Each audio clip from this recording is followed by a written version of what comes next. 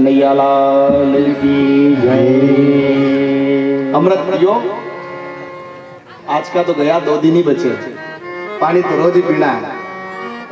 पानी आप पीते भी और अच्छे अच्छों को पिला भी देते हो। यही तो काम है दुनिया में हम लोगों का। तो कन्हैया को माँ यशोदा ने अपनी गोद में लिया है, पया पान करा रही है। गौ माता का दूध और माँ का दूध जो व्यक्ति पीता है, जिसने अपनी माँ का दूध पिया, जिसने गौ माता का दूध पिया, उसके मन मस्तिष्क में सदैव राष्ट्र की संस्कृति की चिंता रहती है। कन्हैया दूध पी रहे हैं और वहां चूल्हे पर माँ यशोदा दूध रख करके आई है उबलने के लिए। आज थोड़ी ज्यादा होगी, अचानक से दूध उफनने लगा और जैसे ही दूध उफनने लगा तो माँ यशोदा छट से गोद से आंचल से उतार करके कन्हैया को दौड़ी दौड़ी गई और जाकर जल का छींटा उस दूध में देने लगी। कन्हैया को अच्छा नहीं लगा। मैं इसका पूत गोद में लेटा हुआ था, दूध पी रहा था और उस चूल्हे पर पड़े हुए दूध को जलते देखकर मुझे बाहर धक्का देकर के चली गई। कन्हैया को बड़ा गुस्सा आया और गुस्से में गए, दरवाजे के पीछे एक लाठी पड़ी हुई थी, उस लाठी को उठा करके लाए और लाठी को उठा करके जहां माँ यशोदा बिलोनी चलाती थी, माखन निकालती थी, वहां एक मटका रखा था। माखन के मटकों का भी बहुत महत्व होता है साहब। पहला समय बीत गया, आप लोगों में से जो अधिक बुजुर्ग उन्होंने देखा है, माखन की बिलोनी चलाई भी होगी। उस मटके का बड़ा महत्व होता है। ये हमारा हौजी के हाथ की दीदी तक है। ऐसे ही यशोदा की सासू के हाथ की दी हुई मटकी थी। लकड़ी लेके आए कन्हैया और आकर के दम से जाकर के उस मटके पर मारा और मटकी फूट गई। सारा माखन, सारी छाछ बह गई पूरी। यशोदा माँ जैसे ही आंगन में आई, आकर के देखा, अरे हमारे पुरखों की मटकी फूट गई। कन्हैया पास में खड़े हैं, पूरे पैर छाछ और माखन में सने हुए, हाथ में लकड़ी। गुस्सा करके देख रहे हैं माँ यशोदा को। यशोदा तुरंत समझ गई कि इसको मैंने गोद से उतार करके धक्का दे करके गई ना, इसलिए गुस्सा है। अरे छटांग सो छोरो और इतना गुस्सा, रुक लाला, तो को आज मैं मजा चखाऊंगी तभी तू मानेगो। दौड़ी माँ यशोदा के पीछे। माँ यशोदा कन्हैया के पीछे दौड़ती और कन्हैया आगे आगे दौड़ लगा देते। बड़ी मुश्किल से थक हार करके बैठ गई। अरे ओ लाला, मैं बहुत थक गई हूँ, लाला आ जाना, नेट सो पास आ जाना। नहीं मैया, मैं पास ना आऊंगा, आया तो तू मारेगी। अरे नहीं मारूंगी, पास में आ। जब माँ यशोदा के पास में जब कन्हैया आते हैं, माँ उसको अंक में भर लेती है और सजा देने के उद्देश्य से एक उखल पर कन्हैया को रस्सी से बांधती है। जैसे ही बांधने गई तो 2 इंच रस्सी छोटी पड़ गई। फिर दूसरी रस्सी ली, उसमें गिठान लगा करके फिर बांधना चाहा, फिर 2 इंच रस्सी। आपको जब तक अहंकार है, 2 उंगल, एक तो अहंकार और दूसरा माया, इन दोनों के वशीभूत जब तक आप हो, तब तक आप ठाकुर जी को बांध नहीं सकते अपने बंधन। अहंकार जब जीवन से जाए, रस्सी ला ला करके यशोदा थक गए। उखल के पास कन्हैया खड़े हैं, मुस्कुरा रहे हैं। उखल लीला करिए कन्हैया में, मुस्कुरा रहे हैं। घुटने दुखने लगे। बूढ़ी माई माँ यशोदा बैठ गई। अरे कन्हैया, इतनी रस्सी ले आई हूं मैं, तू बंधता क्यों नहीं? जैसे ही मातृत्व भाव आया, माया का विकार हटा, क्यों ही उसी समय माँ यशोदा को भाव आया कन्हैया में, वात्सल्य भाव, अहंकार समाप्त हुआ, माया का विकार हटा। वो 2 उंगली रस्सी जो छोटी पड़ रही थी वो खत्म हो गई और तुरंत कन्हैया उस उखल में बंध गए। माँ यशोदा कन्हैया को उखल में बांध करके भूल गई। सांझ का समय था, रात्रि होने आई। कन्हैया उखल को लेकर के अपने साथ में घसीटते आंगन में आए और माँ नंद बाबा के उस भवन के आंगन में 2 वृक्ष थे, यमल और अर्जुन, जो पूर्व में यक्ष थे।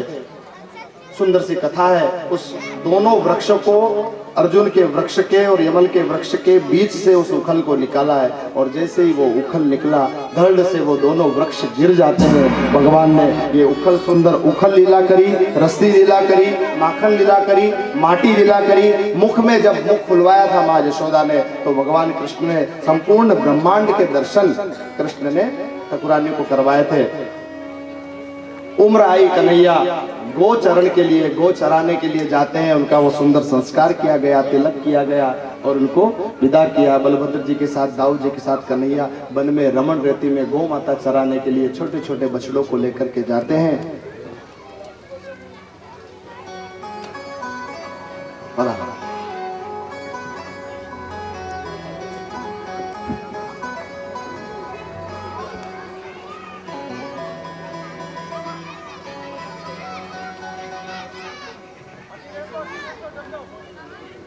यशोदा कन्हैया से कहती है कि लाला तो मोको तंग करे, मोको ठीक ना लगे, बस सही से आनंद के साथ में तू रहे तो हमको बहुत आनंद मिलता है। इस उखल लीला के बाद भगवान गोचरण के लिए जाते हैं। बकासुर का वध होता है, अघासुर का वध होता है। यहाँ एक और लीला नंद भवन में भगवान कृष्ण करते हैं। एक बार कृष्ण नाराज हो गए माँ यशोदा से। माँ यशोदा मना रही है और कन्हैया कहते हैं कि मैया तू मुझे कुछ दे तो मैं मानूं। यशोदा ने कहा क्या चाहिए? बोले मुझे चंद्रमा चाहिए। चंद्र खिलौना मांगत, चंद्र खिलौना मांगा भगवान। माँ यशोदा मुस्कुराने लगी, अरे चंद्रमा कहाँ से मिले? चंद्र खिलौना ले हो री मैया, चंद्र खिलौना ले हो। बोले वो कोई खिलौना थोड़ी है, तो ब्रह्मांड में, हमारे इस ब्रह्मांड से दूर वो चंद्रमा विराजमान है। गाय का दूध तू पी ले, सुरभि को पय पान न करियो, बेणी सिर न गुथेओ। अगर मुझे चंद्र खिलौना नहीं मिला मैया तो मैं गाय का दूध नहीं पीऊंगा, मैं माखन नहीं खाऊंगा, मैं भोजन नहीं करूंगा, मैं बेणी नहीं गुथवाऊंगा, चोटी नहीं बंधवाऊंगा। यशोदा मैया को बड़ी परेशानी होने लगी। अरे ये कैसी जिद पर अड़ गया? अरे लाला चंद्रमा ऐसे थोड़ी मिलता। नहीं माँ मुझे चंद्र खिलौना चाहिए। मैया ने गोपी को बुलाया, एक सुंदर से थाल में जल भरा और उस महल की अटारी में जब चंद्र उदय हुआ उस अटारी में जल के उस पात्र को रखा, और उस जल के पात्र में जब चंद्रमा का दर्शन होने लगा तब कन्हैया ने उस चंद्रमा के दर्शन को किया, राजी हुआ, खुश हुआ। और जैसे ही कन्हैया चंद्रमा को पकड़ने गए, अब वो जल में जो चंद्रमा की प्रति छाया है वो पकड़ में थोड़ी आती है। जैसे ही हाथ लगाया छप से वो पानी हिलने लगा। अब कन्हैया और जोर से रोने लगी, मैया मेरे साथ तूने धोखा किया, ये चंद्रमा नहीं है, मोको तो चंद्र खिलौना चाहिए। चंद्र खिलौना ले हो री मैया, चंद्र खिलौना ले हो, चंद्र खिलौना ले हो री मैया, चंद्र खिलौना ले हो। बाल हट। अब सब लोग जो सौभाग्यवती स्त्रियां हैं, जो पुत्रवती, जो संतानवती स्त्रियां हैं, वो सब लोग इस आनंद को ले चुकी होगी। बाल हट। माँ यशोदा थक हार गई, सिर पर हाथ रख करके बैठ गई और लाला तू ऐसे रूठियो मत कर, लाला तू ऐसे रूठियो मत कर। माखन से कोमल, चंदा से भी सुंदर, तेरे लिए मैं एक सुंदर सी बहू लेकर के आऊंगी। छोड़ चंद्रमा, ये चंद्रमा क्या है, इससे भी सुंदर तेरे लिए बहू लाऊंगी। जैसे बहू का नाम सुना तो लाला कहने लगे कि ठीक है मैया चंद्रमा रहने दो, चलो मेरे लिए बहू लेने चलते हैं। चलो बहू लेकर के आओ। लाला ने कहा कि बेटा थोड़ा बड़ा हो जाए उसके बाद फिर तेरे लिए। बोले तूने अभी कहा ना मैया को कि बहू लाएंगे, बहू लाएंगे, तो अभी के अभी बहू लेके आओ। अब चंद्रमा तो छूट गया और अब माँ यशोदा ने फिर सिर पर हाथ रखा, ये कौन सी आफत मोल ले लिया, बहू कहां से लेकर के आऊं?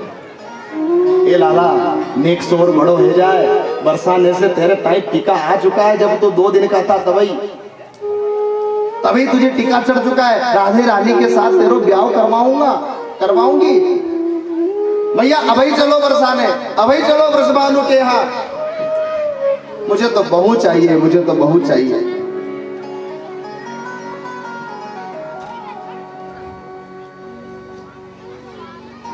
मैया करा दे मेरो ब्याह। सबको आता है ना, मेरे गाने की जरूरत ही नहीं है। ये तो लीला की कथा है, आनंद की कथा है।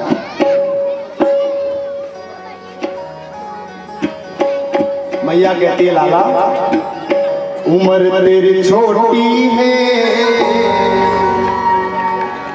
नजर तेरी खोटी है, कैसे करा दूं तेरो ब्याह।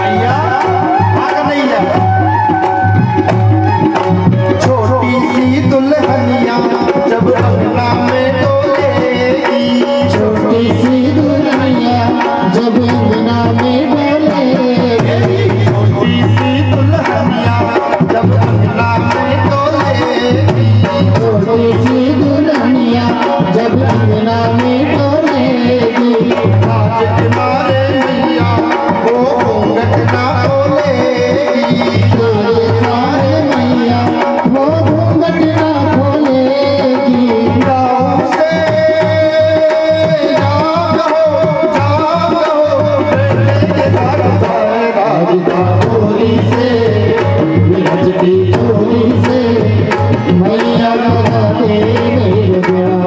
तो सुन ले बावली राधिका तोरी से, की छोटी से मैया करा दे मेरे ब्याह।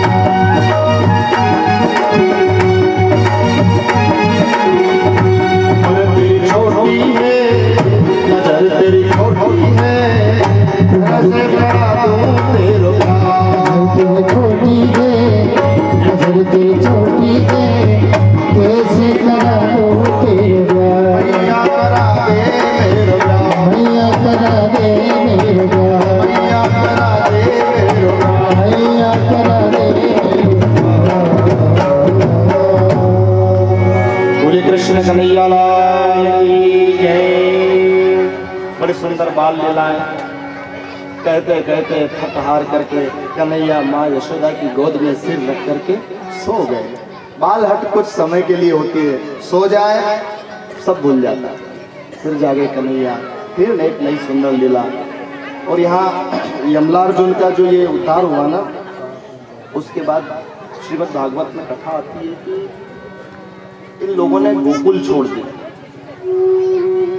ये समझने की बात, आप धाम में जाते हैं, दर्शन करते हैं, वहाँ के पंडा पुजारी आपको कथा बताते ही हैं, हम लोग कभी समझ न पाए तो थोड़ा सा इस चीज़ को समझो कि कृष्ण का जब से जन्म हुआ, यहाँ राक्षसों को प्रेरित करके भेजे जा रहा था कंस, कभी पूतना आई, कभी तृणावर्त, कभी शक्तासुर। तो यहाँ ये सब अपशकुन को देख करके नंद के जो भाई हैं उन्होंने आकर के नंद बाबा को कहा कि दादा यहाँ पर अब ठीक नहीं लगता है, थोड़ा गोचर की भूमि भी थोड़ी कम होने लग गई है, और ये तो जमुना का किनारा ही है, गोकुल जमुना जी के किनारे पर ही है, वृंदावन भी, मथुरा भी, सब जमुना जी के किनारे। अब हमको यहाँ से कहीं और जाना चाहिए, तो गांव पूरा वहां से विस्थापित हुआ। गोकुल के सब लोग नंद बाबा सहित नंद बाबा की आज्ञा से गोकुल से वृंदावन रहने के लिए आए। तो जो गए हैं उनको पता है गोकुल की रमण रेती अलग है और वृंदावन की रमण रेती अलग है। रमण रेती का मतलब जहां भगवान ठाकुर जी गाय चराने जाते थे, गोकुल में जहां गाय चराने जाते थे वो गोकुल की रमण रेती हो गई, और वहां से 15 किलोमीटर 20 किलोमीटर दूर वृंदावन है। ये महावन है जो गोकुल की रमण रेती है, वहां मध्य में आश्रम बना हुआ है उदासीन संप्रदाय का बहुत बड़ा, स्वामी गुरु शरणानंद जी महाराज श्री का, वो रमण रहती, और एक वृंदावन की रमण रहती, वो रमण रहती अलग है।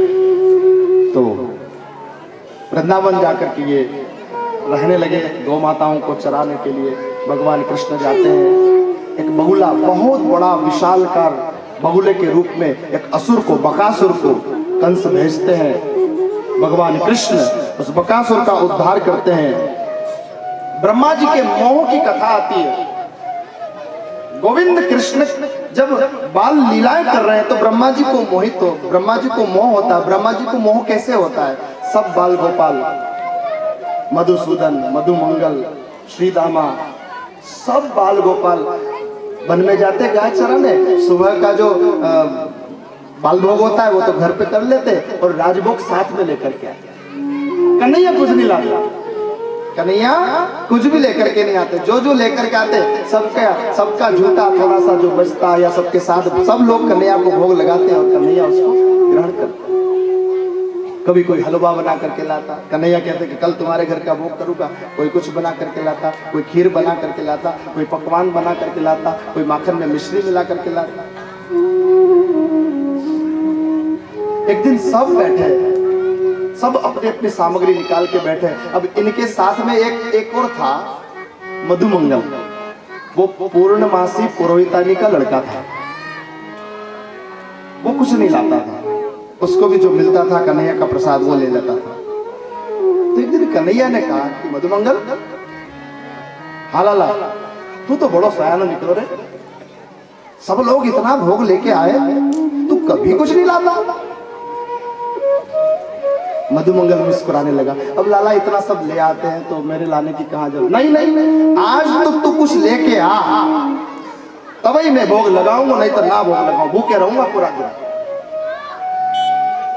मधुमंगल ने कहा ना तू मेरे घर का भोग लगाएगा? बोले हाँ, काहे नहीं लगाऊंगा, लेके आ, ये राजा है यहाँ के। और मधुमंगल एक भिक्षावृत्ति करके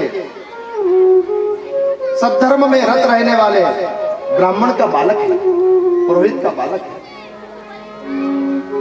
मधुमंगल दौड़ा दौड़ा घर गया। घर के द्वार पर उसकी माँ बैठी है। अरे मैया सुनना, मैया मैया सुनना। हाँ मधुमंगल, आज जल्दी आ गया, रमन रेती से जल्दी लौट आया? नहीं नहीं मैया, अभी सब लोग वहीं है, मैं भी वहीं जा रहा हूँ। माँ, कन्हैया ने आज मुझसे राजभोग में कुछ मांगा है, जो भी बना हो ना माँ जल्दी से दे दे मुझे, मैं जाकर के आज कन्हैया को भोग लगाऊंगा। जैसे ही मधुमंगल ने कहा, पूर्णमासी पुरोहितानी की आंखों से अश्रुओं की धारा फूट पड़ी, रोने लगी। क्या हुआ माँ, रो क्यों रही है? बोले लाला, आज तो अपने घर में कुछ नहीं है, तेरे पिताजी गए हैं भिक्षा के लिए, भिक्षा लेकर के आएंगे तभी ना कुछ बना पाऊंगी।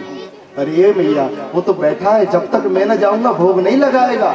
भोजन तो खूब आया है वहाँ, किसी के हाथ का कुछ नहीं, तो जाकर देख ले, कुछ हो रखा हो अंदर तो ले जा, बाकी मेरी जान में तो कुछ रहा ही नहीं है, आज घर में कुछ बना ही नहीं तो क्या रहेगा। मधुमंगल दौड़ा दौड़ा भीतर गया और भीतर जाकर के देखा उसने तो एक छोटी सी मटकी में 3 दिन की पुरानी बासी कड़ी पड़ी हुई थी।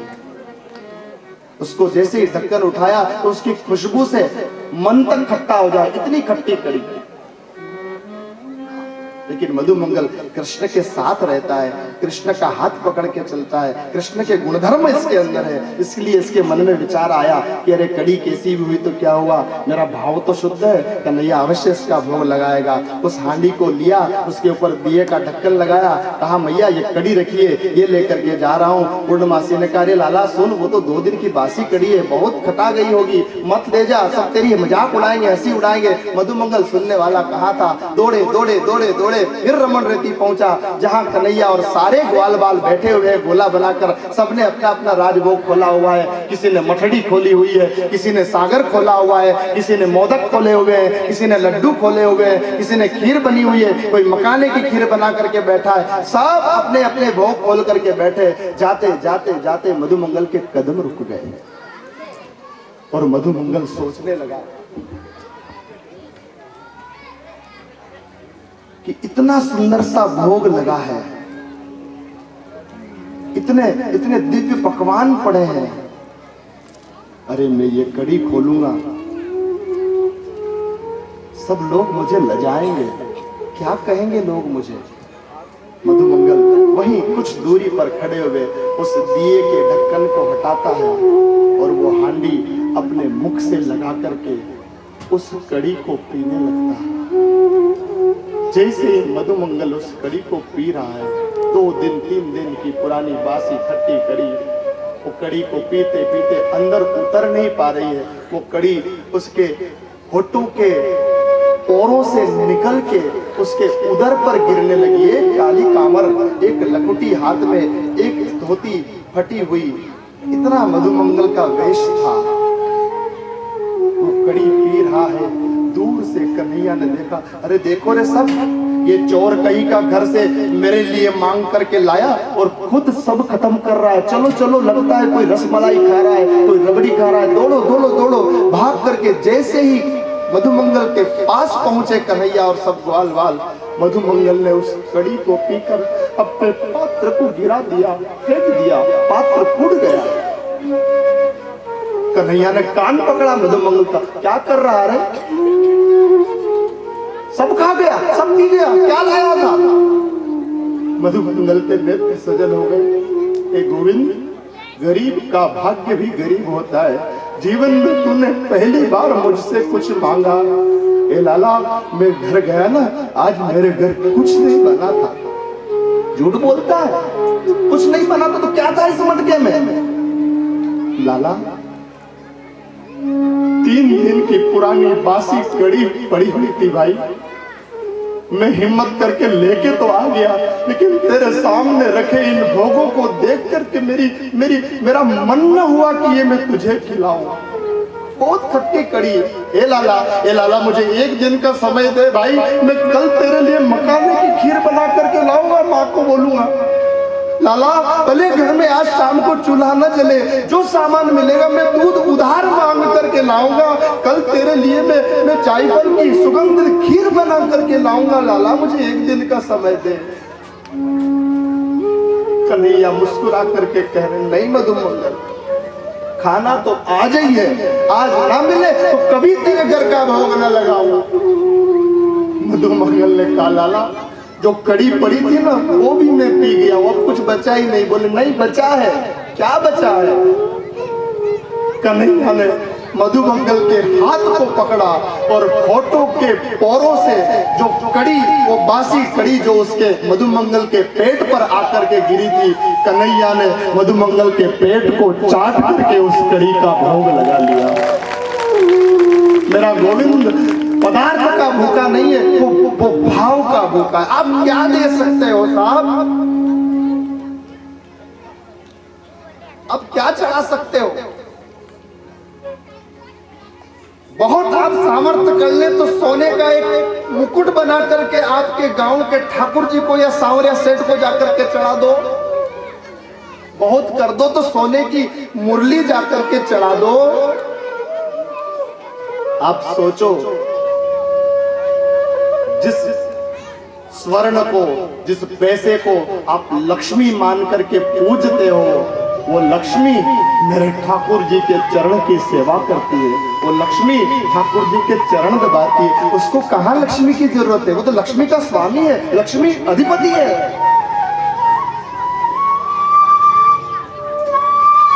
मधुमंगल के उस कड़ी का भगवान भोग लगाए। सब लोगों ने कन्हैया की जय जयकार करी। बोलिए कृष्ण कन्हैया लाल की जय। फिर गोविंद लीला किए हैं। इस दर्शन को जब किया ब्रह्मा जी ने, तब ब्रह्मा जी को गोविंद पर मोह हो गया। अरे, मधुमंगल की झूठी कड़ी का भोग लगाने वाला ये भगवान नहीं हो सकता। ब्रह्मा जी ने हरण कर लिया सबका, सब गायों का, सब गोपालों का, सब जितने भी ग्वाले थे सबका हरण कर लिया। जब कृष्ण यशोदा के आंगन में डोलते थे ना, तो ये गोपियां दर्शन करने आती थी कृष्ण का। और सब गोपियां अपने मन में ये भाव रखती थी कि इस यशोदा का कितना पुण्य रहा होगा, इस यशोदा ने कितना तप किया होगा, जो कृष्ण इसके आंगन में खेलता है। विधाता हमको भी कभी अवसर दे तो ये कृष्ण अगर हमारा बेटा बने, ये कृष्ण हमारा लाल बने। गौ माताएं जब निकलती थी नंद भवन के सामने से, तब गौ माताएं कृष्ण को देखती थी। गौ माताओं के मन में भाव आता था, हमारे बछड़े के रूप में अगर ये कृष्ण बन जाए तो कितना सुंदर हो। आज अवसर मिला है साहब, किसी को मेरा भगवान अधूरा नहीं छोड़ता है। दुनिया आपको पूरा होने नहीं देगी, और मेरा ठाकुर अगर आपको मिल गया तो कभी आपको अधूरा रहने नहीं देगा। वो पुराण पूर्ण पुरुषोत्तम है परमात्मा। ब्रह्मा जी ने जब गौ माताओं का, गौ बछड़ों का, ग्वाल बालों का हरण कर लिया, कन्हैया ने देखा कि लगता है ब्रह्मा जी को मोह हो गया है मेरे दर्शन पर। तो ब्रह्मा जी के उस मोह को दूर करने के लिए भगवान कृष्ण ने जितने ग्वाल बाल थे उन सबका रूप बनाया। मधुमंगल मधुमंगल नहीं रहा, कृष्ण मधुमंगल बना। श्रीदामा नहीं रहा, कृष्ण श्रीदामा बना।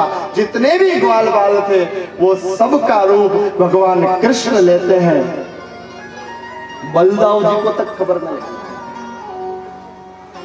और सब जब शाम को गौ माताओं को, बछड़ों को लेकर जब अपने घर पहुंचते हैं तो लाला को आता देख करके उनकी माताएं, वो गोपियां जब लाला के सिर पर हाथ फेरती है तो लाला के सिर पर हाथ फेर कर लाला को देख करके बड़ा आनंद लेती है। लाला आज तो तू बड़ा सुंदर लग रहा है रे, आज तेरा स्वरूप बहुत अच्छा लग रहा है रे, बिल्कुल आज तो तू कन्हैया की तरह सुंदर लग रहा है। कन्हैया की तरह सुंदर नहीं लग रहा है, वो तो स्वयं कन्हैया ही इन माँ का लाला बन करके गया हुआ। 6 महीने तक गोकुल में पता नहीं लगने दिया। फिर ब्रह्मा जी ने क्षमा याचना करी, सब ग्वाल बालों को मुक्त किया। खेलने जाते हैं। कालिया नाग का उद्धार की कथा भागवत कथा में आती है। गेंद खेलते हैं, गेंद जमुना जी में चली जाती है। कन्हैया उस गेंद को लेने के लिए काली देह में उतरते हैं। सब ग्वाल बालों ने मना किया, फिर भी न माने। कन्हैया भीतर प्रविष्ट होते हैं और कालिया नाग के उस सुंदर फन पर भगवान श्री कृष्ण उस कालिया नाग को नाचते हैं। नंद बाबा, यशोदा माँ, सुनंद सब आते हैं, दौड़े दौड़े आते हैं और भगवान कृष्ण के द्वारा जो सुंदर कालिया नाग के उस फन पर नृत्य हुआ वो कथा सुखदेव जी महाराज ने परीक्षित जी महाराज को सुनाई। प्रलंबासुर का वध हुआ, दावानल से भगवान ने रक्षा करी। वेणुगूत की जहाँ चर्चा आती है, गोपियां कात्यायनी व्रत करती है, उनका चीर हरण जमुना जी में भगवान श्री कृष्ण किए, वो सुंदर कथा, वो लीला की यहाँ चर्चा आती है। और भगवान ने यज्ञ पत्नियों पर कृपा करी। अब आती है भगवान की गोवर्धन लीला। वर्ष भर में एक आयोजन होता है भगवान गिरिराज की पूजन करने का। यहाँ सभी लोगों के द्वारा सुंदर आयोजन किया जा रहा है। 56 भोग तैयार किए जा रहे हैं। कन्हैया माँ के पास जाकर के बैठे, बहुत बड़े। मैं आपसे निवेदन करूं साहब, सभी युवान मेरे जो भाई यहाँ बैठे हुए हैं और बुजुर्ग भी, अगर आपकी माँ जीवित है, मैं आपसे निवेदन करूं हाथ जोड़ करके, आपकी माँ के सामने हमेशा बच्चे बन करके ही रहना। और यकीन नहीं आए ना तो मेरी बात को आज आप मान करके देखना। आपकी माँ भले कितनी भी बुजुर्ग हो गई हो, आप आज घर जाना, माँ के पैर छूना और माँ जब बैठे ना थोड़ी देर के लिए माँ की गोद में सिर को रख करके सोना सा, और उस माँ को कहना कि भाई तुम्हारे माथा पे हाथ फेर दे खाली बस।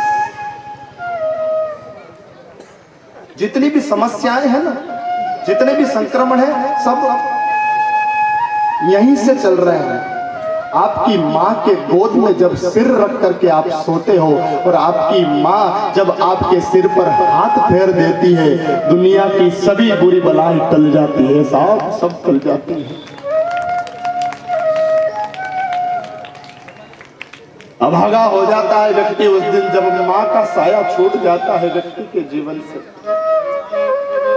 माँ तो माँ है। माँ बच्चों की जान होती है,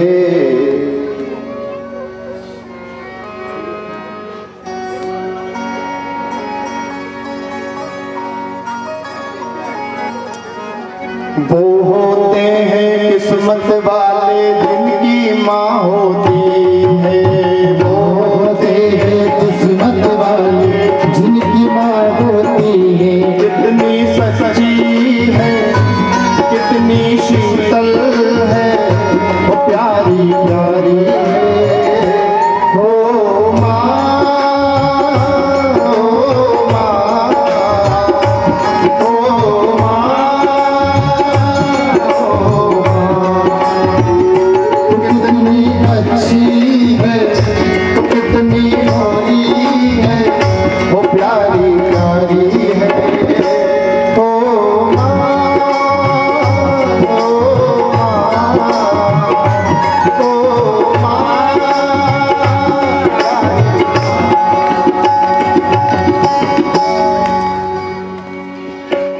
कन्हैया माँ की गोद में, इतने बड़े हो गए हैं कन्हैया, लेकिन फिर भी आज माँ की गोद में जाकर के बैठे। ए मैया, हाँ लाला, मैया मुझको सुलाए देना, नींद आ रही है। इतना बड़ा हो गया है, अब तक माँ के बिना नहीं सोता, जा जाकर के सो जा। तुझे पता नहीं मैं भोग तैयार कर रही हूँ। मैया भोग तैयार कर रही है, इसलिए भोग तैयार कर रही है। बोले 56 भोग बना रही हो। बोले क्यों बना रही हो? बोले जे की पूजा के लिए। क्या कहा? जे की पूजा के लिए मैं भोग बना रही हूँ। तो कन्हैया ने कहा कि मैया जे तो मैं ही हूँ, जे तो मैं हूँ, मेरे लिए भोग बना रही है। बोले नहीं नहीं, तुम्हारे लिए नहीं, वो गोवर्धन बाबा है ना, गोवर्धन भगवान, उनके लिए 56 भोग तैयार हो रहे हैं। अच्छा माँ? बोले हाँ। बोले उनकी पूजा क्यों करते हैं? तो सुंदर गोवर्धन पूजा, और उस गोवर्धन पूजा के माध्यम से जो भगवान इंद्र की पूजा हो रही है, उस पूजा के लिए तैयारी होती है। भगवान श्री कृष्ण ने मंत्रणा करी सब गोप वालों से और कहा कि ये सब लोग इंद्र की पूजा करते हैं गोवर्धन की। इंद्र की बजाय सबसे ज्यादा जो सुरक्षा है हमारी, वो तो ये गोवर्धन करता है। भाई वृक्ष लगे होंगे तभी तो पानी गिरेगा, पेड़ लगे होंगे तो पानी गिरेगा, और पेड़ तो इस गिरी पर गिरे हुए, और ये लोग सोचते हैं कि इंद्र वर्षा कर रहा है। भगवान कृष्ण वास्तविकता में इन सबको सबक सिखाना चाहता है। जो लोग, कई बार ये हमारे साथ भी होता है, आपको कोई काम सौंप दिया जाए और हर साल वही काम आपको दे दिया जाए, तो आपके मन में अभिमान हो जाता है कि ये काम मेरे अलावा कोई नहीं कर सकता। ब्रह्मा जी का मोह नाश हुआ। ब्रह्मा जी को लगा कि ये सृष्टि मेरी है, मैं ही सृष्टि कर सकता हूँ, मैं ही सृजन कर सकता हूँ। लेकिन जो 6 महीने तक लोगों को गायब रखा, उन सबको भगवान कृष्ण ने चला के रखा। भगवान कृष्ण कहना चाहते कि तुम वर्षा भी करते हो ना, तो मेरी आज्ञा से, तुम पालन भी करते हो तो मेरी आज्ञा से, तुम सृजन भी करते हो तो मेरी आज्ञा से, तुम लय भी करते हो तो मेरी ही आज्ञा से करते हो। क्योंकि वो परब्रह्म है, वो परमात्मा है। ब्रह्मा विष्णु महेश भी जिनकी आज्ञा मान करके कार्य करता है। इंद्र की पूजा होगी तो वो वर्षा कराएगा, जल देगा। बोले नहीं, जल तो इस गोवर्धन पर लगे पेड़ों के द्वारा बादल टकराते और उससे वर्षा होती है। चलो उसी की पूजा कर ले। कृष्ण कह रहा है, सब मानते हैं इसके साथ। इंद्र ने कोप किया, घनघोर वर्षा हुई, इतनी कठोर, इतनी घोर वर्षा हुई कि पूरा ब्रजमंडल उस जल में डूबने लगा। सारा ब्रजमंडल जब डूबने जा रहा है, तब सब कन्हैया की शरण में आए और भगवान श्री कृष्ण अपने छोटी उंगली में, कन्नी उंगली में वो गोवर्धन जो पर्वत है, उस पूरे गोवर्धन पर्वत को उठा करके खड़े हो गए। जैसे ही गोवर्धन पर्वत को उंगली पर उठाया, सारे ग्वाल वालों ने जाकर के उस अपनी अपनी लकड़ियों का सहारा उस गोवर्धन पर्वत के नीचे लगा दिया। सब प्रार्थना करने लगे। गिरिराज धरण प्रभु तुम्हारी शरण, गिरिराज धरण प्रभु तुम्हारी शरण, गिरिराज धरण प्रभु तुम्हारी शरण, गिरिराज धरण प्रभु तुम्हारी शरण, तुम्हारी शरण श्री जी तुम्हारी शरण, तुम्हारी शरण श्री जी तुम्हारी शरण,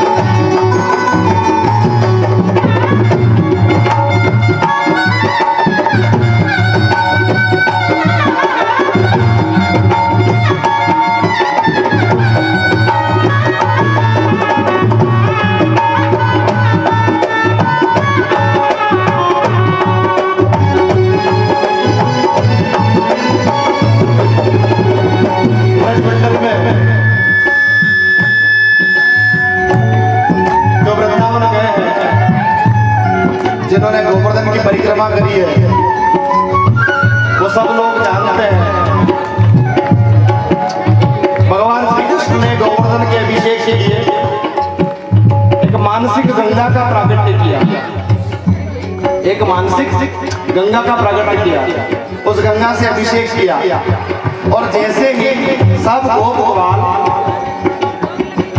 56 भोग का प्रसाद गोवर्धन महाराज को लगाने लगे तो भगवान कृष्ण गोप ग्वालों के साथ भी खड़े हैं और वही भगवान कृष्ण गिरिराज के रूप में गोवर्धन के रूप में आकर के वो 56 भोग का प्रसाद ग्रहण करने लगे।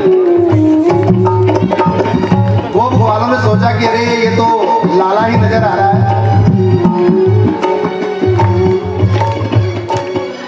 क्या लीला चल रही है क्या उधर? देखो देखो देखो, ये देखना ही तो है हमको दुनिया में।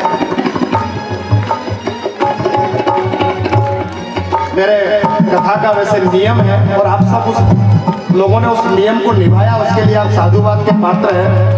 कथा में मैं हमेशा आग्रह रखता हूँ कि झांकियाँ वगैरह ये अधिक न हो, क्योंकि आप कथा सुनने आते हैं, झांकियाँ वगैरह तो आप भजन संध्या आदि में दर्शन कर ही लेते हैं, लेकिन फिर भी जो प्रमुख उत्सव है उनको मनाना चाहिए। गोवर्धन लीला, कृष्ण उत्सव, ये 1-2 उत्सव हम मना लेते हैं, बाकी अधिक झांकियों के, क्योंकि हम लोगों की वैसे ही झांकियाँ निकल रही है। अब क्या झांकियाँ देखोगे आप? आइए भगवान गोवर्धन गिरिराज भगवान को प्रणाम करें। प्रेम और आनंद के साथ में यहाँ गिरिराज का पूजन किया जा रहा है। जो भी आज अतिथि आए हैं, कोई भी कार्यकर्ता गण अतिथि महोदय को ले आए और लाला भाई कार्यकर्ता है और यहाँ पूजा चालू करवा दो आपका गोवर्धन भगवान की पूजा। आवो आवो सावरिया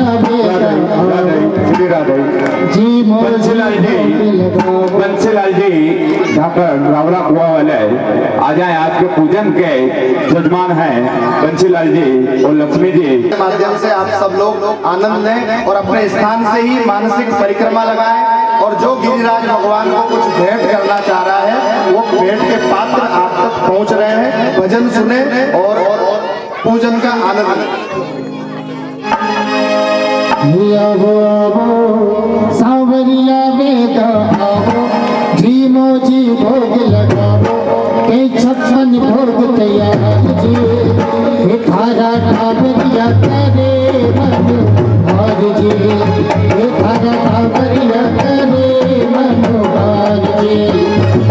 आवो आवो सावरिया वेदा आवो जीमो जी भोग लगावो के 56 भोग तैयार जी हे थारा कावरिया करे मनोहर जी हे थारा कावरिया करे मनोहर जी।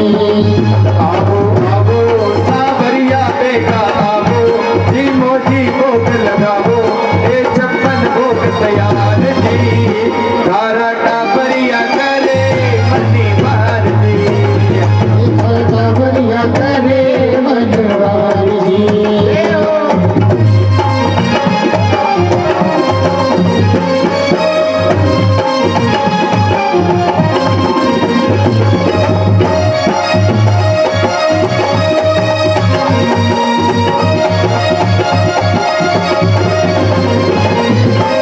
केसरिया बर्फी कला कंद रतड़ी केसरिया बरनी गला कंद रतड़ी तेरा इमरती बालूशाही तेरा इमरती बालूशाही लाल बुधिया जलेबी रसगुल्ला लाल बुढ़िया जलेबी रसगुल्ला गाजर पाकी रसमलाई गाजर पाकोली रसमलाई।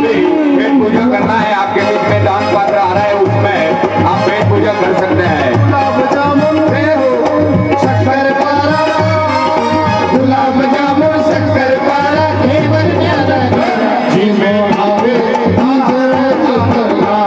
जीवो जी भोग बिल्कुल निवेदन है बाहर जाओ इससे बाहर भैया धारा कावरिया करे मनोहर जी। हे थारा कावरिया करे मनोहर जी।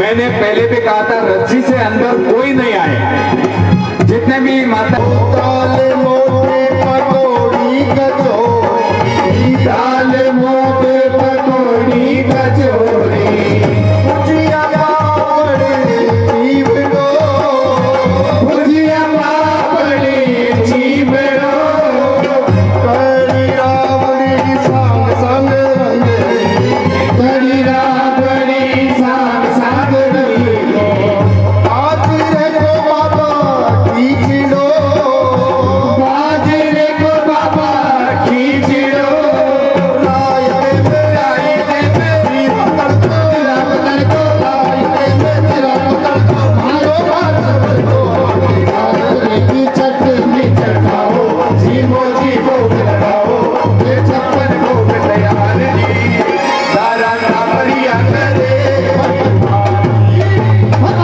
आओ सावरिया बेटा आओ, जीमो जी भोग लगाओ, ये 56 भोग तैयार जी, ये थारा कावरिया करे मने वाल जी, बढ़िया करे मनोहार ये थारा कावरिया करे मनोहार जी, ओ थारा कावरिया करे मनोहार जी, ओ थारा कावरिया करे मनोहार जी, थारा कावरिया करे मनोहार। कल की कथा में रुक्मिणी जी के सुंदर विवाह की कथा को हम सब लोग श्रवण करेंगे। आइए जय जयकार करें। आज की कथा को ये विश्राम। जय श्री राधे, जय श्री श्याम। जी महाराज की जय, सुखदेव स्वामी की जय, कृष्ण कन्हैया लाल की जय, वृंदावन बिहारी लाल की जय, पशुपति नाथ की जय, शिव नमः पार्वती पतये हर हर महादेव। जय जय श्री राधे, श्री राधे, जय जय श्री राधे, जय श्री राधे, जय जय श्री राधे, जय जय श्री राधे, वृंदावन बिहारी लाल की जय हो। अरुण गिरधर तेरी राज में बरसा कर तेरी मोद पे, तो तारों में गिरधर तेरी राज में।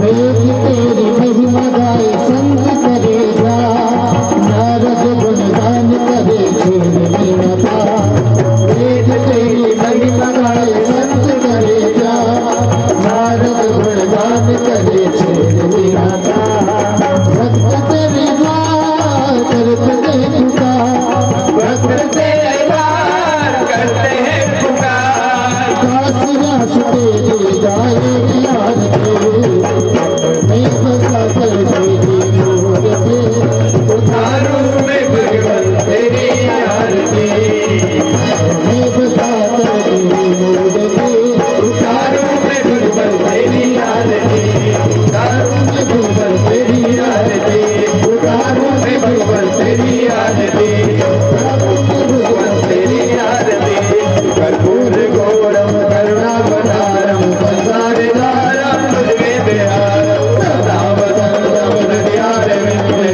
भवं भवानी दैत्यं नमामि त्वमेव माता पिता त्वमेव त्वमेव बन्धुः सखा त्वमेव त्वमेव विद्यारविणं त्वमेव त्वमेव शरणं त्वमेव देव गुरुर्ब्रह्मा गुरुर्विष्णु गुरुर्देवो महेश्वरा गुरुर्साक्षात् परब्रह्म तस्मै श्री गुरवे नमः तस्मै श्री गुरवे नमः तस्मै श्री गुरवे नमः